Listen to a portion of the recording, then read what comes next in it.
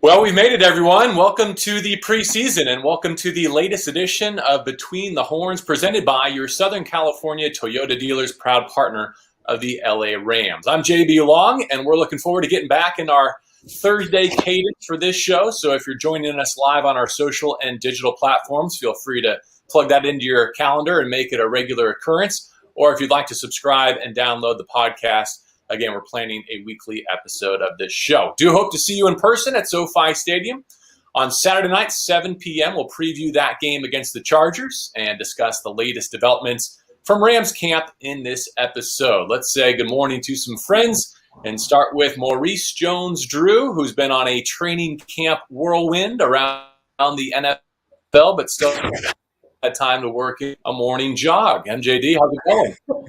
JB, I was a double agent. I got a lot of information for both of us on the broadcast and DeMarco, but I'm happy to be back here on the West Coast. It's a little humid there on the East Coast right now, and just say I'm glad to be back where there's no humidity. And DeMarco, you made some rounds as well to Canton and back to see a friend enshrined in the Hall of Fame. Have you recovered from that trip? No, I'm still buzzing. I'm still wearing it. The Isaac Bruce, friends and family pass, and then, the Hall of Fame ticket, enshrinement 2020. Just awesome. For anybody that loves ball as much as we do, you need to go here and just see this, regardless of who's going in. But the speech was great. The weekend was awesome. I wasn't a double agent. I was only working for me. We were having fun and no running. And we're glad to have ESPN's Lindsay Theory back. She covers the Rams for ESPN and ESPN.com. Lindsay, good morning. How was your training camp experience? Good morning. It was great. The best part was being back out there and having such a fun atmosphere with the fans back in attendance. So that always adds a little bit of juice to training camp, gets the players pumped up. And for the reporters sitting on the sideline, a little more exciting too. Yeah, and now that you've seen Matthew Stafford in more live settings in Sean McVay's offense, Lindsay, kind of what's your updated projection for the impact he's going to have in LA? Yeah, I think it's going to be huge. He has been so impressive throughout training camp. I think what's impressed me the most, we know he had a strong arm, but it's his ability to navigate in the pocket. And watching just his footwork when that rush is coming and how he's so calm, moves his feet and still delivers such a catchable ball, so strong.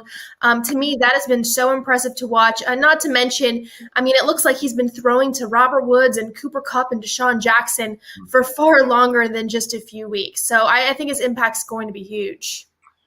And JD, is it wrong to be too hyped based off of the performance he's set forth so far? He hasn't been hit or sacked yet.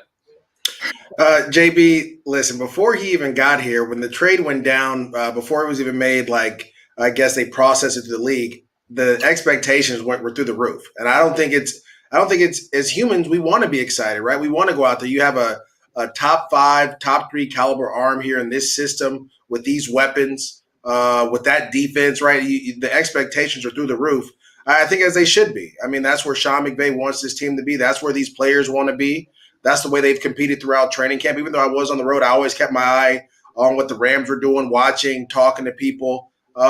It's an exciting time, and we should have high expectations for the Rams. And that's how I feel. Regardless of if he's been sacked or not, he has the potential of being one of the best. This has the potential of being one of the best teams that we've called game for, and we should have expectations for that. DeMarco, even if you didn't watch number 9 in red, if you didn't see any of his throws, if you just observe the body language of the men around him, namely Sean McVay, Andrew Whitworth, Jalen Ramsey, Aaron Donald, you kind of get the sense that they sense there's something special in his potential with this team. Dare I say joy? They've always had passion for what they do. Football is fun, but being around Matt Stafford, there's a certain lightness and joy to them. And just to watch them off to the side talking about football stuff, coach and player, it's fun to watch. And just thinking of things, through him, like watching Jalen Ramsey go through the receiving corps looking for a challenge and can't find any. And me saying, okay, so that guy doesn't exist. That number 1 receiver does not exist on the Rams roster. Not that it's paramount, but Matt Stafford and his arm and the velocity and where he can put it and his creativity with the football will give you a chance to be more artistic in the air. So you don't really need that guy. He'll give you a chance to be that guy. So Yeah, it's special. And then watching quarterback drills. I never really got a chance to actually watch quarterbacks go through individual period, the beginning of practice. And then I thought to myself, JB, I never really wanted to see a quarterback go through individual until he got here. He is a fantastic athlete. He's been a 5-star athlete since high school. Before that, all the way through college and into the pros. His numbers are unbelievable, and it's immediate. It was immediate. As soon as he stepped on the field, this football team became a better football team. DeMarco, I have to say, though, I wasn't expecting the news of the week to be about the man who's going to send the first snap back to him against the Chicago Bears on Sunday Night Football, September the 12th. The Rams are adjusting the plan on the interior of their offensive line. Brian Allen now projected as the starter at center. Austin Corbett back to right guard. Bobby Evans falls into a reserve role. Your reaction? I'm kind of disappointed for Bobby Evans because if he's the odd man out, then so be it. I guess that speaks for itself. But he might be better suited to be the swing guy, the guy that can back up a tackle in both guards and what have you. But, having Allen in at center as a starter does not surprise me. He was the starter before he got hurt. I think it's good that you worked out Corbett, that if you have a problem, you can slide him in and be seamless. I think that's been the hallmark of this offensive line anyway, the versatility and the ability to plug in guys at different positions and not miss a beat. So as long as everybody's getting work, then so be it. But I was thinking about this earlier, Maurice, JB, and Lindsay. What's wrong with playing two centers in a game? What's wrong with revolving centers? And I bet you might see a little bit of that anyway as we start the season until everything kind of settles in. But Allen as the starter is no shock. Lindsay, what's your read on the situation? Well, DeMarco's a little crazy for that. 2 centers in a game. I mean, the reason, DeMarco, is because you want a little consistency, right?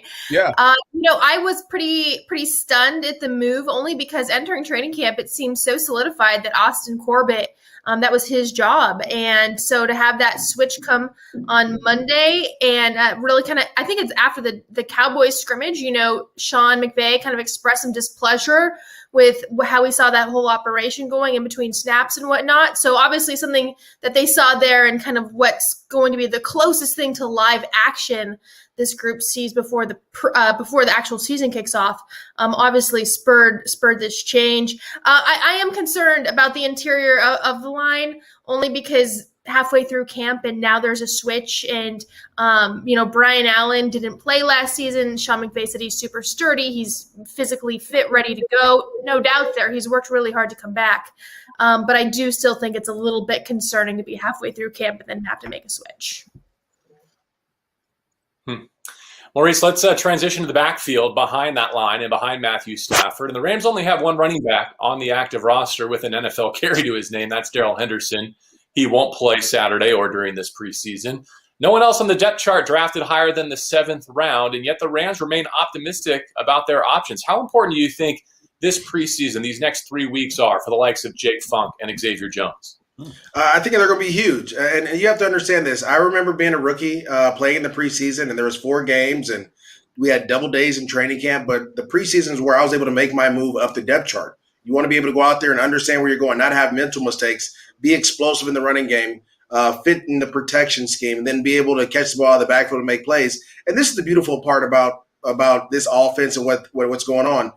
There are going to be some very good running backs cut after the 3rd preseason game. And guess what? The Rams can claim those guys, bring them in their system, and be able to make plays. And so for me, this is very important for those guys to kind of solidify those guys, their second spot or the 3rd spot or wherever, because this Rams roster is going to the bottom of the roster is going to kind of be rebuilt after that 3rd preseason game. There are going to be some quality running backs out there that have been cut that they can bring in and help out. And I remember talking with Les Snead about this when we were at training camp, and he said, look, we're excited about the guys we have on this roster, but we still have our eyes out there to see if there's some other guys that can come and help us out as well.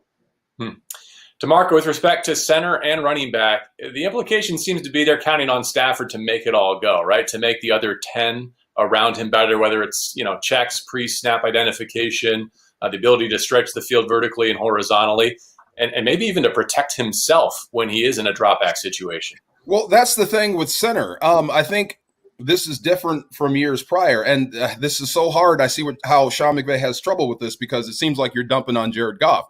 But I think you're in a situation where now your center doesn't have to be smarter than the guy he's protecting, because Matt Stafford can protect himself. He knows how to protect himself either by scrambling or where to dump the football, or he can buy time and get the ball down the field. But with respects to the running backs, I did see Darrell Henderson on the way out to practice, and Maurice, back me up on this. He looks thicker in the upper body, around the neck and shoulders, like he has been preparing to take a pounding, like he is preparing to take the football 200 plus times. And then I'm starting to think, with Matt Stafford here, and that threat of him always going vertical is going to be there. I mean, the film is there. The guy can hit you for a big strike at any time. So those strong safeties aren't going to be camped out at the line of scrimmage anymore. You're going to have to back off and actually play safety, which means you may get Darrell Henderson with this offensive line, this West Coast blocking scheme, against the 7-man box with a quick count. He may be up on you in a hurry. He may be one of these Jamal Charles type backs that leads the league in rushing yards before first contacts, one of these high yards per carry type guys because of a light box and the way they block things. So Matthew Stafford and his ability affects everyone on offense, not just the passing game, but everyone on offense has a chance to benefit from the threat of him being able to go vertical at the drop of a hat. Well, I think the most important thing for Darrell Henderson is availability, right?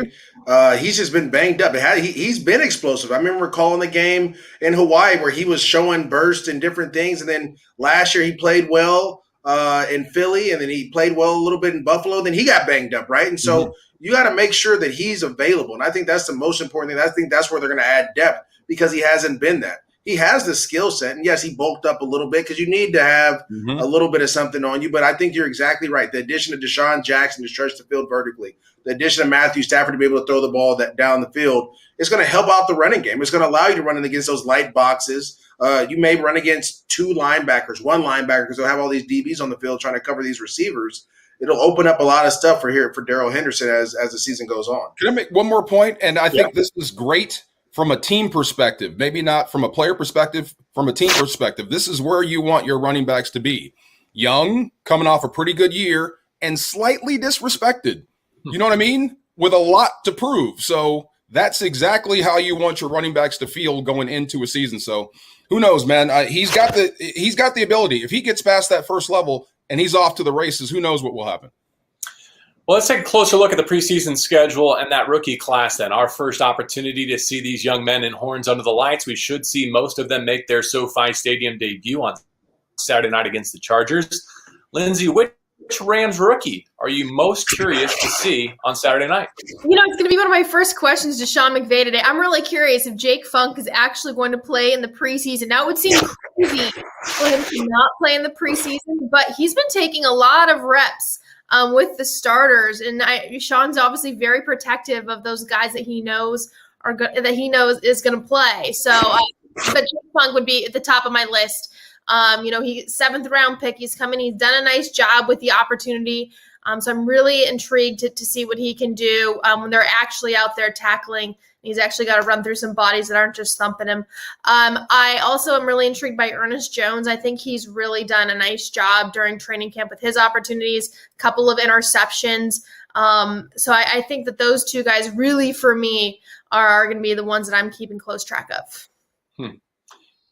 Yeah, Jake Funk actually has a chance to kind of step into that Malcolm Brown role potentially, despite being a first-year player. MJD, who do you have your eye on Saturday night?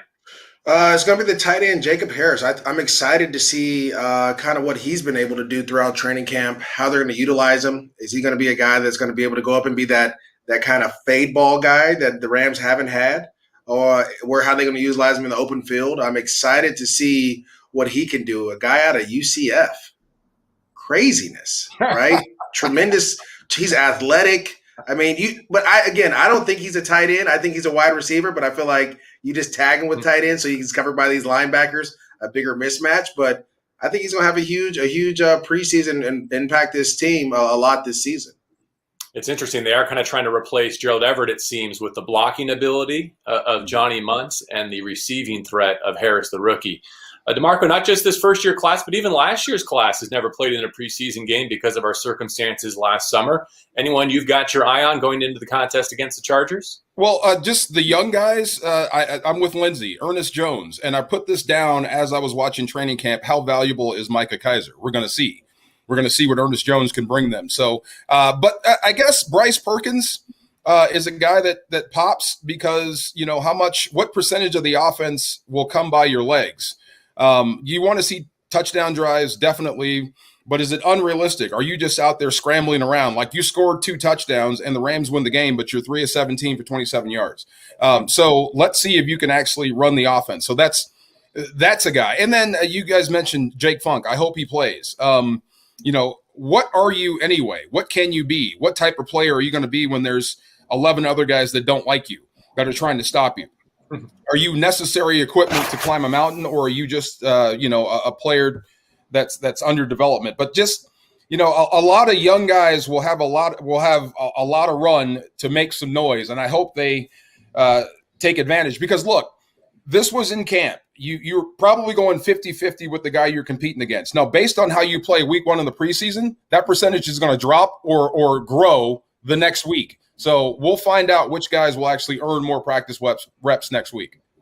Marco mentioned Perkins. He and Duck Hodges expected to split the quarterbacking duties in kind of alternating fashion on Saturday night, because we will not see Matthew Stafford, and also no John Wolford, whose backup job appears to be secure. Lindsay, you're the reporter on this podcast. Can you confirm or deny the rumor that I've heard that Wolford's appendix was actually just fine? He just wanted to remove all non-essential organs before a new season so that he could be streamlined and as effective as possible.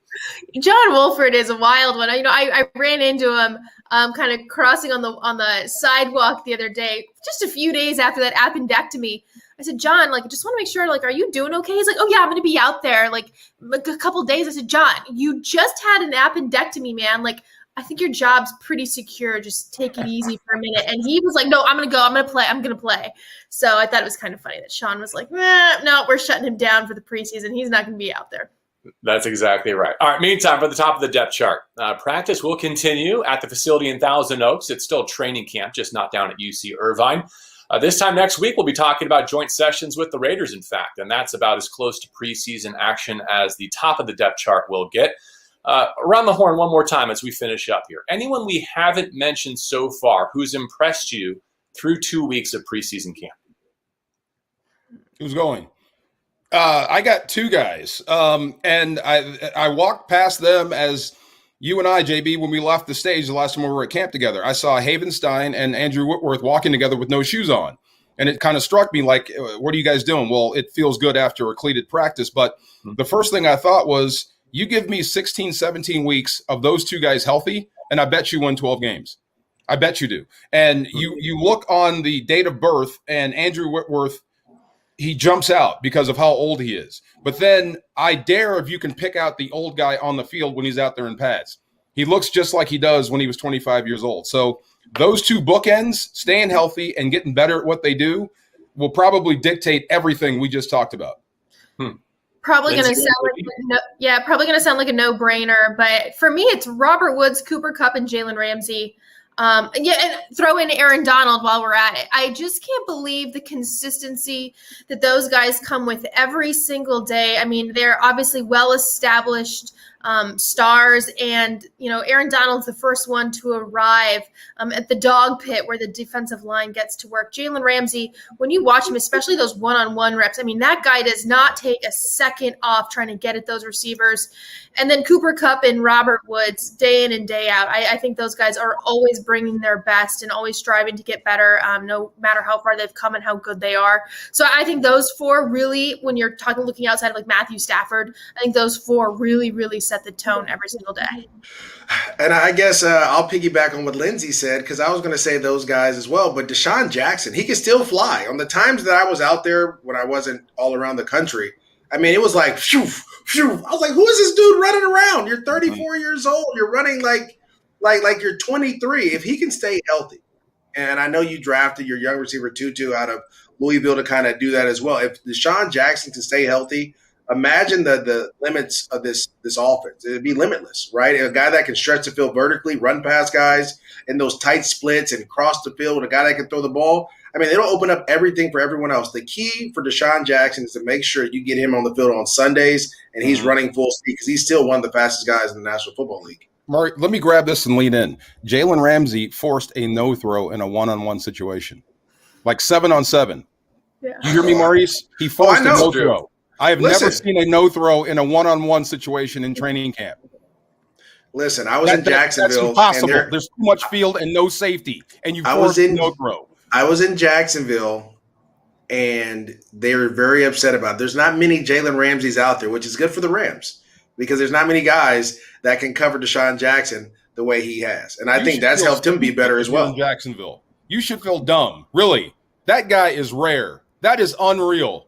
His talent level, his skill level, and his aggression is unbelievable. So, from my understanding, package like that, it wasn't a talent issue with them. It just wasn't a mix. Or some relationships, some people are oil and vinegar, DeMarco. Everybody don't get along. Well, look, then I'm getting rid of vinegar. I'm keeping him. Absolutely. I hear you.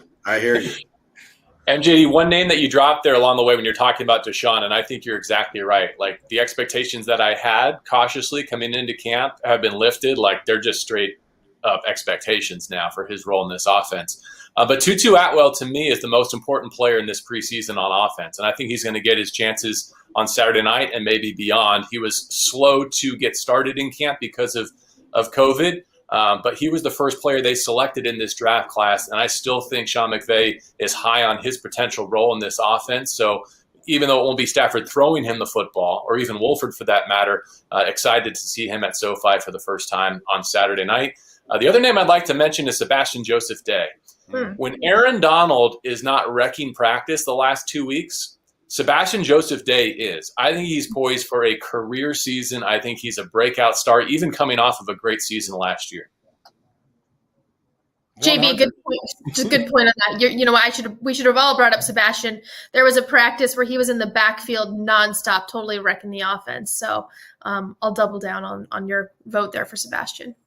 Awesome. Well, Lindsay, thank you for your company. MJD and DeMarco, can't wait to get back on the air with you this Saturday. And once again, to our audience, this is Between the Horns, and we're back on a regular Thursday morning cadence. Hope you can catch us live on social and digital. If not, feel free to keep a bookmark on the podcast. Thank you for tuning in. Between the Horns is presented by your Southern California Toyota dealers, proud partner of the Los Angeles Rams. And please don't forget that you still have your chance to join us inside SoFi Stadium this season. Single game tickets available for this Saturday against the Chargers, as well as season tickets for the 2021 campaign. Just go to therams.com/tickets, therams.com/tickets. Have a great rest of your week. Hope to see you Saturday night in Inglewood.